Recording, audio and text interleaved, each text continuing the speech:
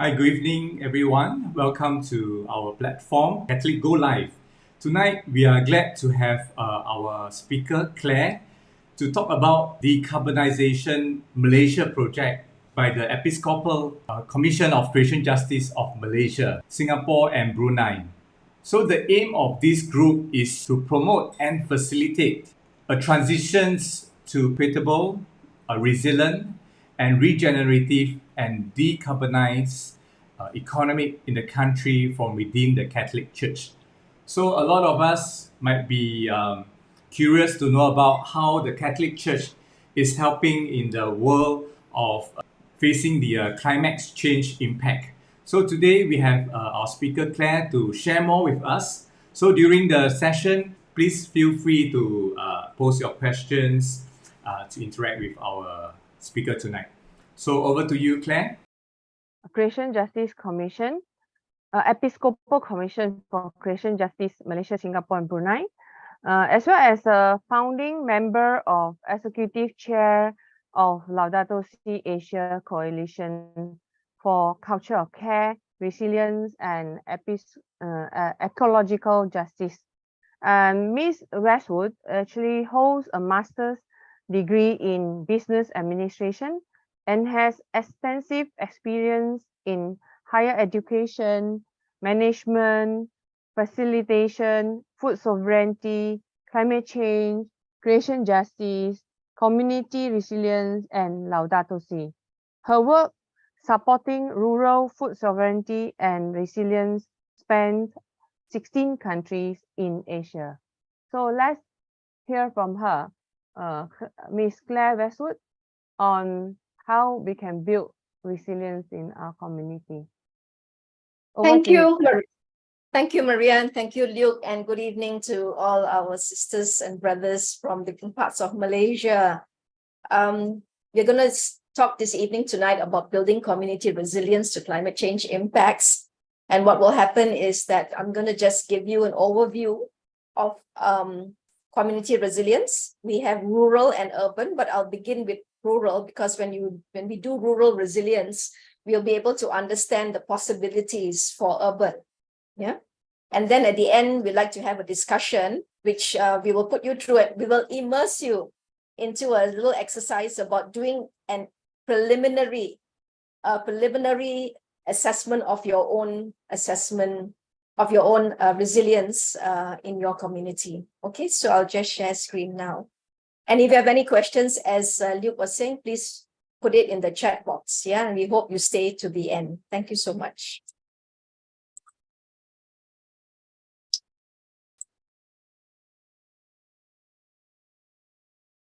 So the topic today is building community resilience to climate change impacts. And we begin with the situation the world is in now, and that is where you and I are. Okay? We are right now a world in crisis. In case you're not aware, we are in a climate emergency. And that is really, as Pope Francis calls it, one complex crisis, which is environmental, social, political, economic, cultural, climate, and spiritual. It is a spiritual crisis. It is also a relational crisis because there has been a complete rupture in our relationships with one another and with nature, and then also with God. So if we continue with business as usual, that means we continue emitting, greenhouse gases at the current rate. The science tells us that we can go to well above 5 degrees by 2100. So a baby born today will see a world crossing the threshold of 2 degrees, 3 degrees, 4 degrees, 5 degrees, if she lives that long, if humans can survive. We don't know. We have not lived in a world that's hotter than 2 degrees hotter and more. Okay. And of course, this will lead to much more injustice and suffering, especially for the poor and for creation, and it will lead to destruction and death, and possibly we change our ways now and we reduce our greenhouse gas emissions now. We build resilience, we advocate for justice for people and Mother Earth, and hopefully the dream is we can stop by 1.5 degrees. Why I say by is because we will be hitting 1.5 degrees in the next decade. That's what the science says, because we have emitted so much greenhouse gases that it's almost unavoidable. Okay, and that's a very dangerous threshold to cross. And then we'll have a world where life is still possible, and that this will give hope to future generations. So what you're seeing here is a report, the findings of a report done by the Intergovernmental Panel on Climate Change, released in 2018, where they compared what would happen to the world at 1.5 degrees and 2 degrees. So you can see that the difference is great, especially here, for instance, population exposed to severe heat waves, 14% of the global population at 1.5 degrees, but at 2 degrees, this would be 37%. And then we have extreme hot days, extreme cold nights, water scarcity will be doubled at 2 degrees out. And of course, floods, and the initial figures were 69 million at 1.5 and 79 million. But as I will show later, these were underestimated, and the figures will more likely be around 200 million at 1.5 and 300 million at 2 degrees. We will also lose double the amount of plant and animal species comparing 1.5 to 2 degrees. And we will lose we will also lose double the annual fishery catch at 2 degrees. So to a young child who's going to grow up in this climate change world, this will be normal for her. And this is not good. This is not good, but this will be normal. So now when we hear about bad typhoons and then we say, oh, this never used to happen in our time and so on, there's no more in our time. There is only now. And this will be the future for our young people. So who's at risk of climate change? Basically everyone, everywhere. No one on this planet can say that they are not exposed, that they are not at risk.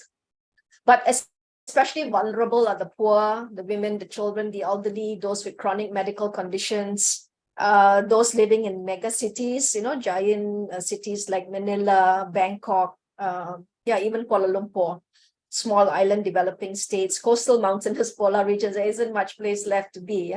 So there's no real safe place on earth. It's just a matter of time.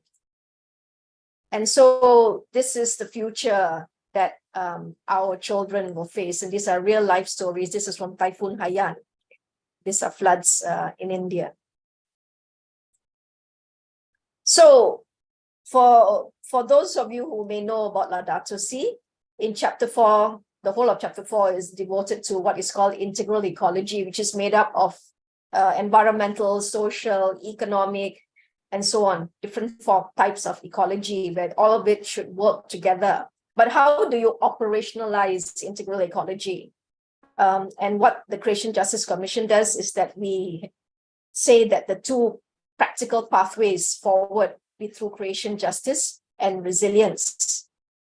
So putting Laudato Si into a tree format, the tree of life, if we are rooted in a strong ecological spirituality, in love, compassion, in the sacraments, in our faith in the Trinity, and we follow this pathway, this trunk of the vision of integral ecology, recognizing that we have one Father Creator, then the twin arms of the pathways forward will be resilience and creation justice. You can't have resilience without justice. And then only can we enjoy the fruits of peace, joy, harmony, and so on.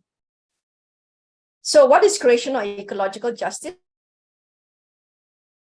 essentially, it includes justice for Mother Earth, climate justice, that is where those who are more accountable for causing the climate crisis will do more or should do more to make things right. And those who have contributed very little and who are suffering the worst impacts will basically receive the aid or the support they need in order to cope and adapt and to be resilient to climate change. Intra and intergenerational justice, justice for current and future generations. Gender justice, because women and the other genders, all the transgenders, for instance, they are more vulnerable to climate impacts. They normally, for instance, don't have as much access to services like health services. And then we have social, economic, cultural, political, food, technology, and energy justice. Because ecology is the relationship, or human ecology is the relationship between humans and our natural, social, and built environments. So it's a relational topic. It's a relational subject. It's not just the environment. Because when you say the environment, we talk about something which is outside of us. But the thing is, we are part of this. Actually, we cause this situation. So ecology is a more encompassing, holistic concept. And when we look at relationships, then we have to think about all these forms of justice, because all of these impact one another. And then when we talk about resilience, we talk about earth resilience and, of course, people resilience. That's community resilience. Right? We have to build the resilience of both. And what is resilience? Right?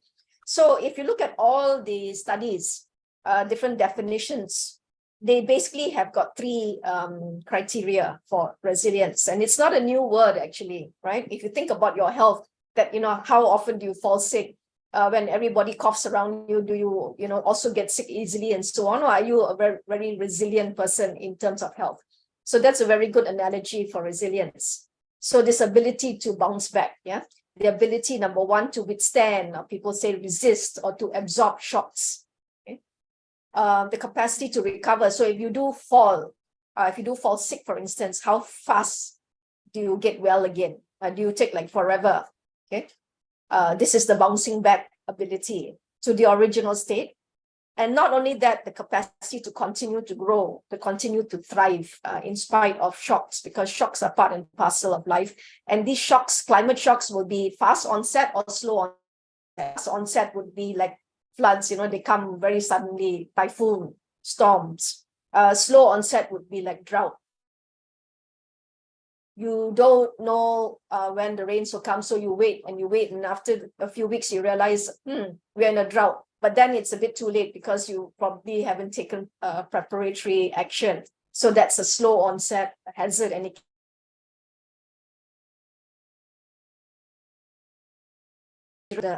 so, for instance, if you have an agro ecosystem, this would mean like a farm, for instance, where they're able to thrive and be productive after suffering the effects of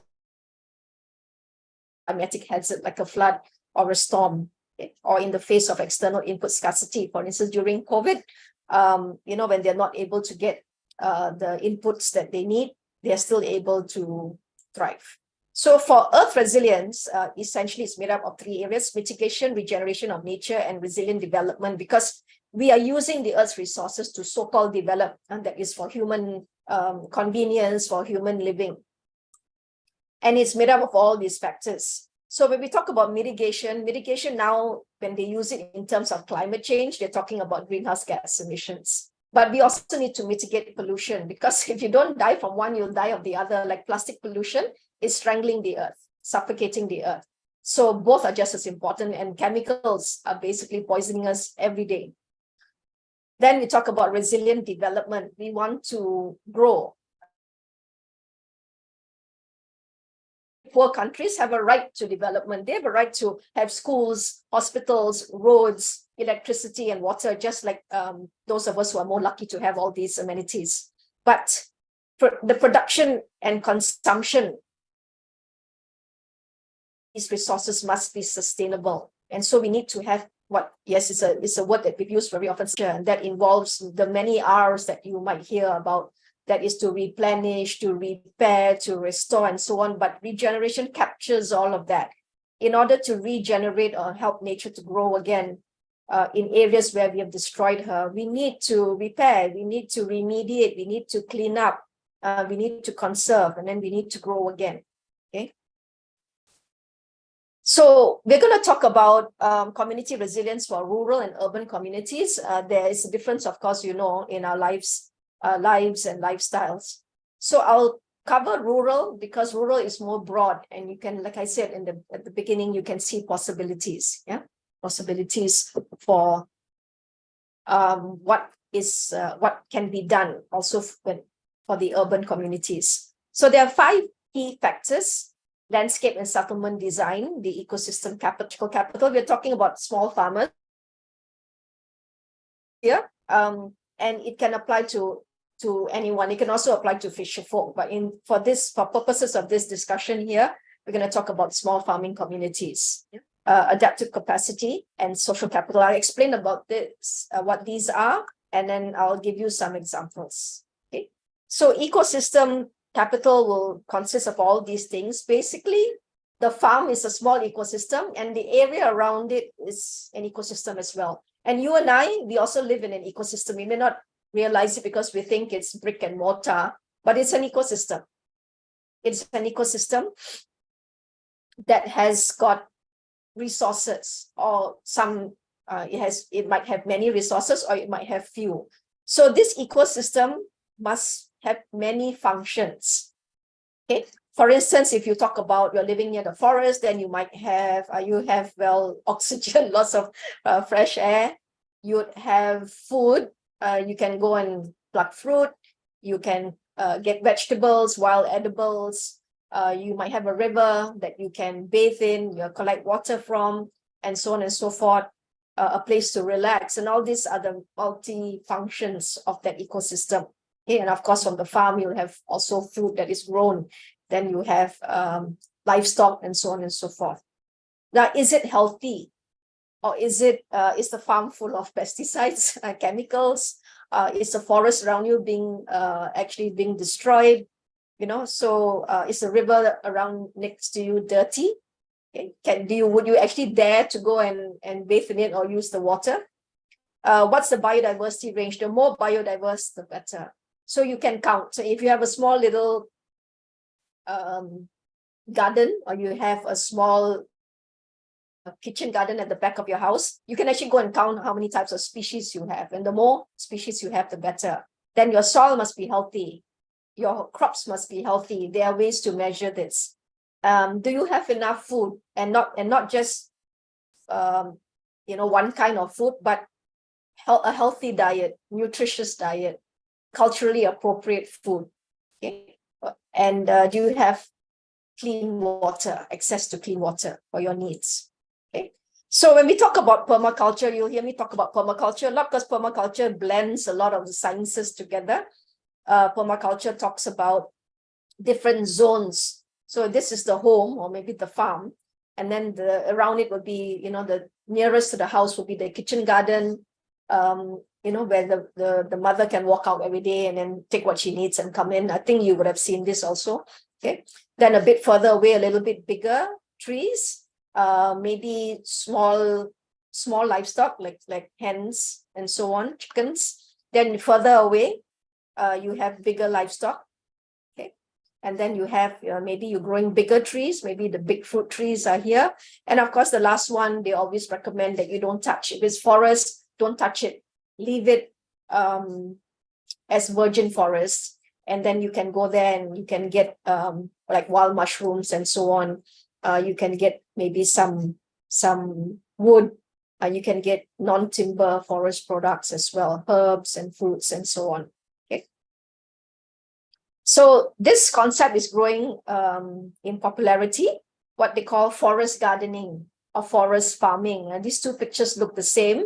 This is a natural forest, and this is forest gardening. And if to an untrained eye, you don't see the difference. But actually here you can see the banana trees growing, and then the other fruit trees. There's coffee, cocoa, and so on being grown amidst the forest. So you don't destroy the forest, but you farm within it.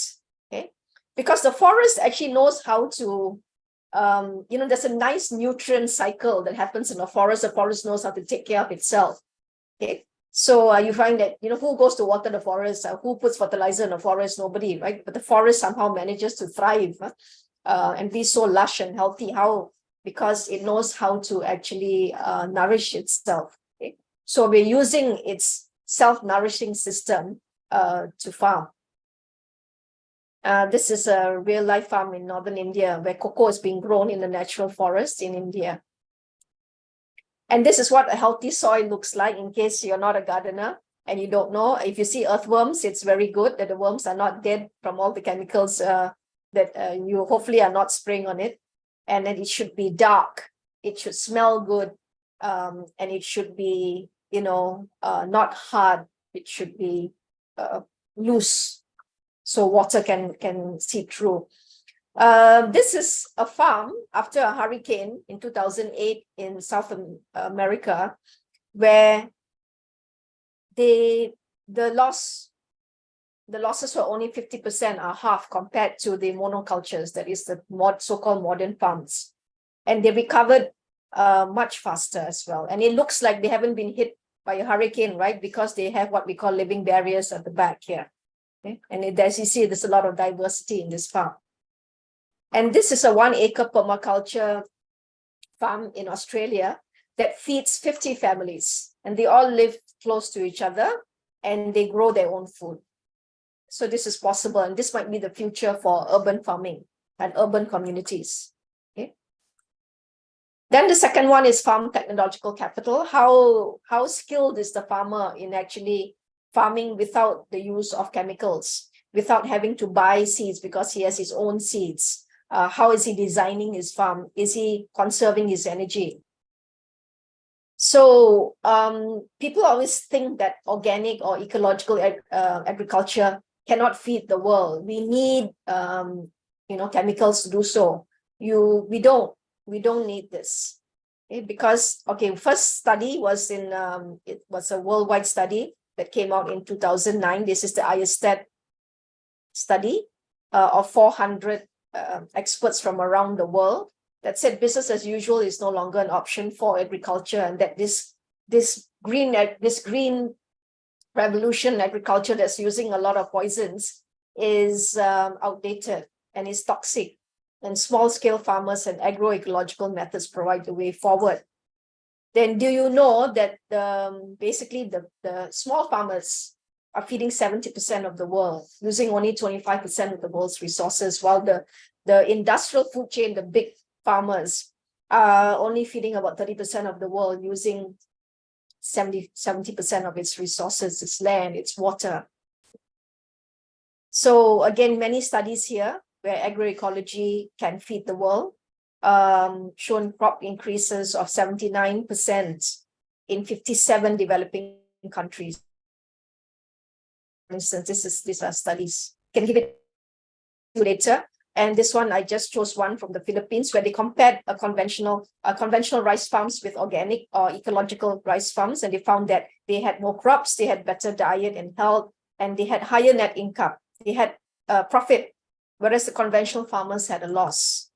And this was a 2017 study that proved that organic agriculture can feed more than 9 billion people. That's more than the people on the planet, without increasing vastly the current land acreage, provided we cut food waste in half, because food waste is a big emitter, 8 to 10% of greenhouse gas emissions, and meat consumption, which contributes 14.5%.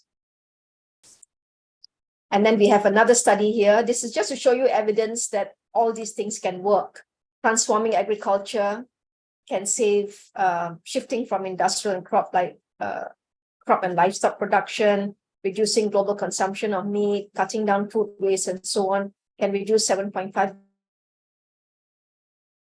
CO2 equivalents every year by 2050. Okay? Restoring forest, grasslands, peatlands, and other ecosystems, 15%. And of course, very important is strengthening the forest area under indigenous and community land rights, which could save 1,000 CO2 equivalents. So there's all the evidence already out there. It's just that people don't want to pursue it because it doesn't make money for them. Okay. And this is a small seed bank in a village in India. And you see this kind of seed banks all over the world in all the countries that I've been to as well. Keeping your own seeds is very important because seeds is gold. So even in the urban area where you're living in, you can collect seeds of papaya, banana, and so on, right? Grow your herbs, grow vegetables, okay? And there are many, many kinds of seed saving from different parts of the world. What you see here is a very special flood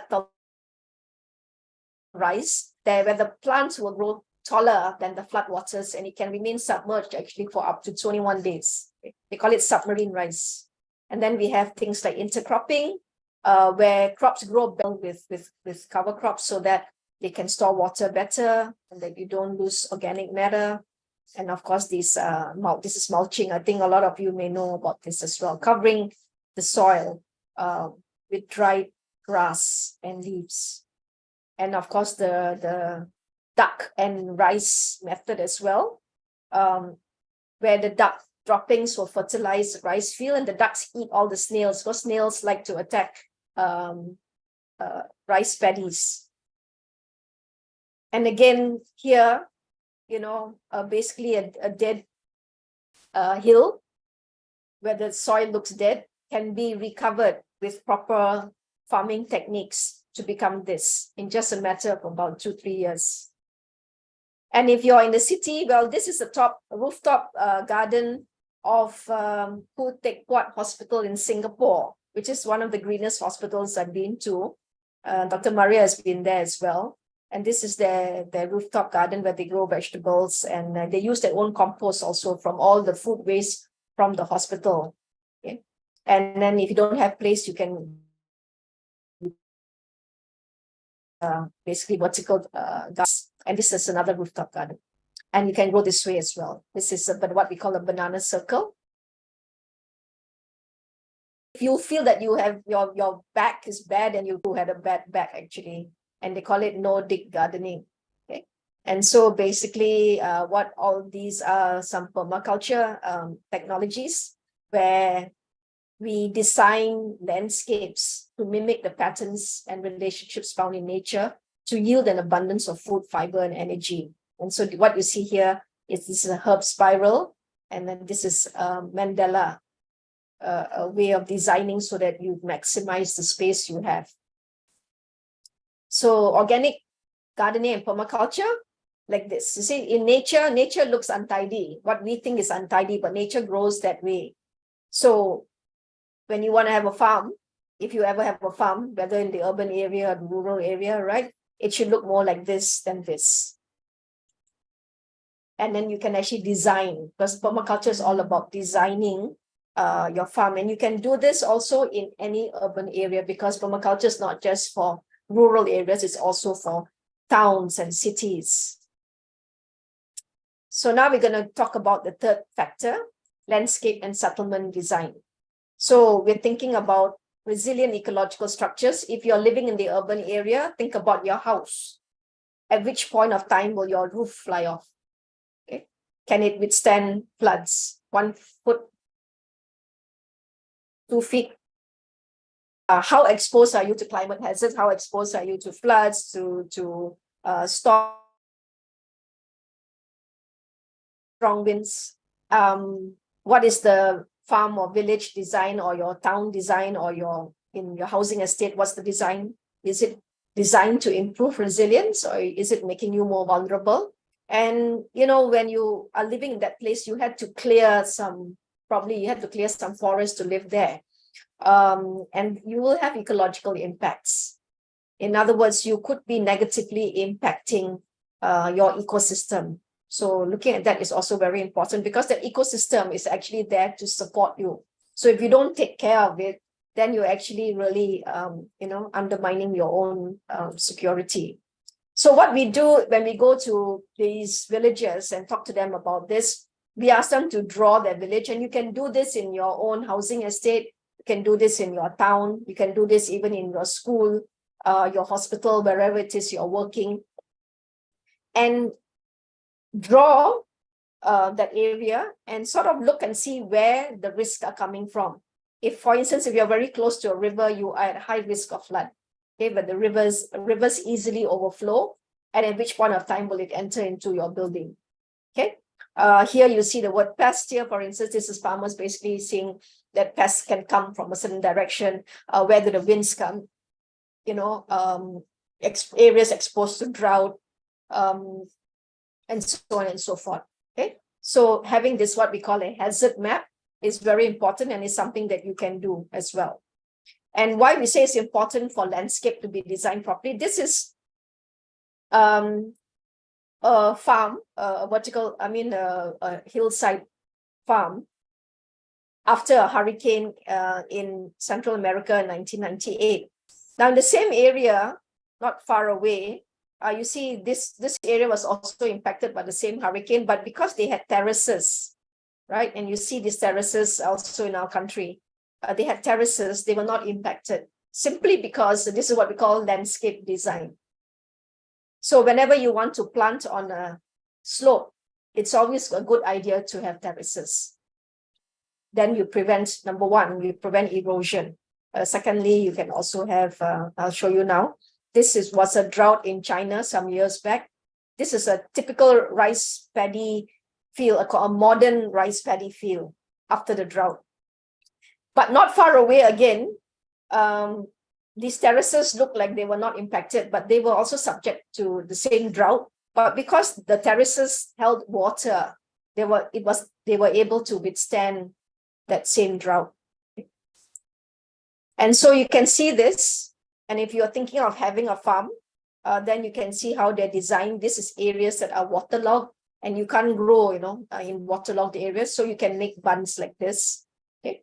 And this is basically using creativity, innovativeness, and sometimes just common sense. This is actually an artificial pond that was created in Thailand. And Thailand was subject to bad droughts in 2016. So this area managed to survive simply because they built these huge, extensive ponds, and not only here, in several places.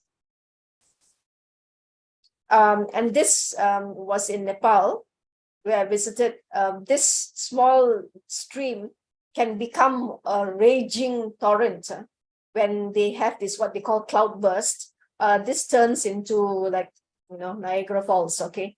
And it totally destroys everything in its path. So these people don't have a lot of money, so they build these walls. And what happens is these walls, like you put these bunds on the road in front of your house so that the motorcycles and the cars don't drive too fast. It's the same thing. It is to break the speed of the water, the force of the water. So again, there is a system, a scientific system. They call it a windbreak design or living barriers. So if the house is here, apply also to urban areas, have a windbreak. You must look where the wind is coming, where you are exposed to. And then there is this recipe or this formula where you have the 7 trees arranged this way, from short to tall and then down again. And then you have, if you can have 3 of these waves, that would be excellent.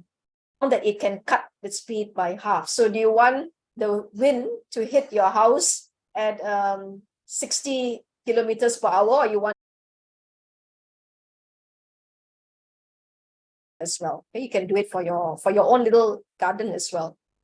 And design makes a big difference. So this house in Thailand, they won an award for an ecological design. And actually, why you see they on stilts is because this river regularly every year will overflow. All right, so then this house is able to withstand. It's made largely of bamboos also, which is very light. And more we are seeing what we call earth houses. I see it in a lot of countries that I go to as well, made from, well, it can be recycled or reused logs that, sometimes trees just fall in the forest. You can use them. And it's usually made from, they are like mud houses actually, made from clay bricks or earth bricks, they call it. And they're usually circular in design. And a lot of kindergartens and so on are actually building, the children themselves are building these earth houses and using bottles and so on, a lot of recycled materials. Okay. There are many ways to actually strengthen the design of houses. So I wonder whether, when our developers build houses, whether they are thinking about climate impacts, or they are thinking of something of a house that would, and houses that will be resilient to climate impacts. Then we come to adaptive capacity. And this involves many things. You will see this word adaptation a lot in climate.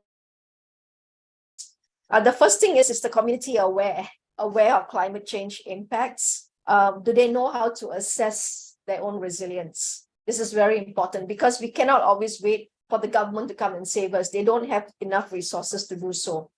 And even the church or NGOs, you can't expect to be saved. You've got to learn to take action to save yourselves. Disaster risk reduction is very important. Training is easily available. In every country, you probably have a department that's devoted to disaster risk management or disaster risk reduction. Please get trained by them. In Malaysia, it's Mercy Malaysia. They are one of the best. I think they are the best, actually. And they provide training to anyone, whether at the village level or whether into towns and so on, schools. So please ask them for training.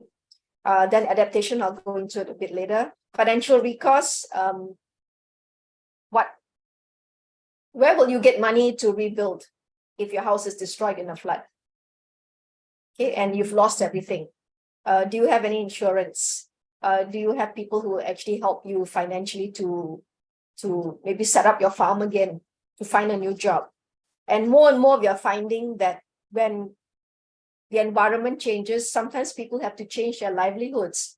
In Thailand, this area became these farms became completely permanently inundated, meaning flooded. So they had to change from being farmers to fisher folk. Or the other option was they had to leave the place. So they didn't want to leave the place, so they decided to change their livelihood. New economic systems, where money, going deep into this, but if you were ever interested in adaptation, and the definition is here, okay, that when people talk about adaptation in climate change, they're talking about adjusting your behavior to suit a change in your environment. And that adjustment is on a medium or long-term basis. It's not something like, the flood water permanently. Your house will always be on stilts. So that's a permanent change in your behavior, okay, or your settlement. So that's adaptation. You're trying to adapt to something. What I always say, a good example is learning to live with your mother-in-law. Maybe you have no choice. Okay, you have to learn to live with her, even though she may not like you, and make the best of it. So that's adaptation, unless you don't have a choice at the end and you have to leave. So this is where we have, for instance, accommodation, resistance, and retreat. First, you try to resist. People might, for instance, put buns. They like to make this, in many countries, they like to make these sandbags and pile them up, so the flood waters don't come in. That's resistance. As well, we see it in all these stone walls and so on. Yeah, that's resistance. That will work to a point. If it continues, then you learn to live with it. So you think about it, do I want to leave? No, I want to stay. If you want to stay, then you're going to need to make friends. And in Vietnam, they have a policy called living with the floods policy. So the Mekong will overflow once a year in this place, and then people will have to leave their homes to go and stay somewhere else for about 3-4 months. After that, they come back and they learn to live with it that way. They accept it, that's part and parcel of their life. Okay. And it may come to a point where after that you find that you can't stand it anymore and you have to retreat. That means you have to leave. You admit defeat and leave.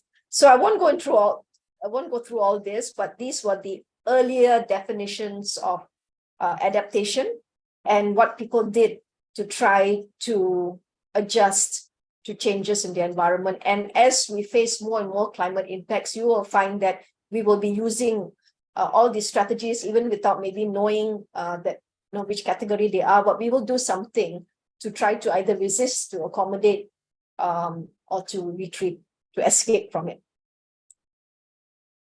So the best is the bottom one, no regrets adaptation, is where you take action that will be beneficial to you, whether or not the threat happens. So it's good to prepare for flood, but let's just say, I say, why should I prepare for flood? Maybe the flood won't happen, but what if it does? So do something where either way you win. So like a win-win situation. So no regrets adaptation. This is what they do in Africa. There's very little water. They want to grow, so they make these little bunds in the stream, and then they grow there like this. And this is when it's very hot and very dry. This is like drought conditions. So they find the plants, when they're small, it's very hard for them to survive. So they dig holes, they put a little bit of compost inside, and then they grow them. And it also protects them from the goats and so on. And they build many, you see the picture here, they build many of these little holes. Then when the plants get so high, they are stronger. And of course, in places where, in Malaysia, we are so lucky, we have so much rain, but we are very bad at actually saving that rainwater, because in other parts of the world, people would die for this kind of water. Okay? So this is what you see in different countries where people actually make artificial ponds to save water. This is a very, very old system, again, from Mexico, where they call them chinampas. And they make these beds from branches, leaves, and twigs, and so on, and they can float, because this area is completely, it's a flooded area. And 1 hectare of chinampa can produce food for 20 people. And then this is in Bangladesh, call them floating gardens, where they actually grow in the river. And this is adaptation as well, resilience as well in Bangladesh. I visited this place a few times. In Bangladesh, it's very flat and they grow rice. But 6 months of the year, they grow rice, and it's completely flooded. The fields are flooded up to about 6 feet of water. And so most of the time, the people will have to go to the city and try to do construction work or something, But then they can't earn very much. So this group worked with to help them to develop fishery during the 6 months where the rice fields are flooded. And they found that it helped a lot. Firstly, they have protein. Fish is good protein. The fish to the restaurants in the city, and they had better income. And so it really improved the lives of the people. And this is basically adapting to the situation where there's 6 months of flooding in the rice fields. And of course, you must do your DRR planning, and there's many community-based disaster risk reduction programs. I strongly advise everyone to make sure that your community is prepared. Last but not least, we have social capital. And social capital, you see, has the most factors. There are 13 factors here, because communities that are socially bonded together are stronger than communities that are fragmented. So of course, rural communities in this sense are usually stronger than urban, where sometimes you don't even know who our neighbor is. Okay, so it's made up of all these factors about spiritual resilience, about health. And health is not only physical, it is psychological health, it is emotional health, it is your spiritual health. Okay, that's very important, because more and more we are finding the incidence of mental distress with climate, especially among the young. They call it climate stress or climate anxiety, which is a new thing. Young people are worried what their future is going to be like. Women are also leaders. Here, because sometimes a farmer is a good farmer but a lousy businessman. Okay, so how is he going to make sure that his farm also good income, and understanding the issue of food sovereignty, that I have a right to grow what I want to grow in a way that I want to grow it, and I have a right to resources. So this women in yellow sari belong to what is called a self-help group. And I spoke about women earlier. And this is very important because where women come together and form an economic group, they are much more respected by the men, and they are they're more reliable in dealing with money and paying. When they take credit, they will always pay back. The repayment rate for women is very high, with men it's low. Okay, so usually the small credit schemes and so on, these micro credit schemes and so on, they usually lend to women. So this self-help group, they will make baskets, or they will have a community garden, and then they will earn income, and then they'll share it among themselves. And these women find that with economic independence, they also have generally more freedom and more respect and more safety. Here they make baskets also to earn extra livelihood. And this this is a study done by the Hunger Alliance in 2013 about hunger in the world, how to reduce hunger. And they had 10 findings, and the number one finding was support women in their kitchen gardens. They found that women in the kitchen gardens were basically feeding the bulk of the people in these